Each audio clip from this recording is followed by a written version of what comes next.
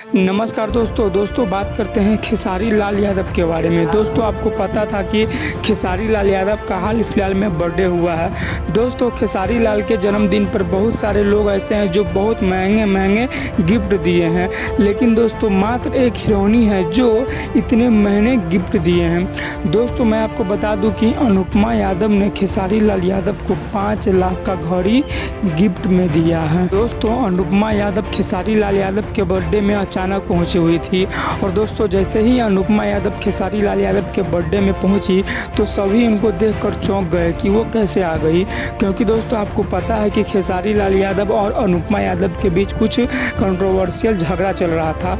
उसके चलते दोस्तों किसी ने भी यह अनुमान नहीं लगाया था कि खेसारी लाल यादव के बर्थडे में अनुपमा यादव आएगी, लेकिन दोस्तों खेसारी लाल यादव अपने तरफ से अनुपमा यादव को इन्विटेशन दिए हुए थे कि आप मेरे बर्थडे में आइए।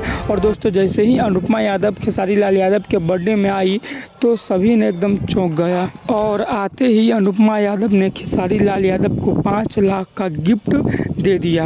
और दोस्तों उस गिफ्ट में 5 लाख का एक ही घड़ी था। और दोस्तों जब वो घड़ी 5 लाख का अनुपमा यादव ने खेसारी लाल यादव को दिया तो वह अनुपमा यादव खेसारी लाल यादव को उसी समय बोली कि आप इसको अभी खोलिए ताकि लोग देखें कि हम क्या दे रहे हैं।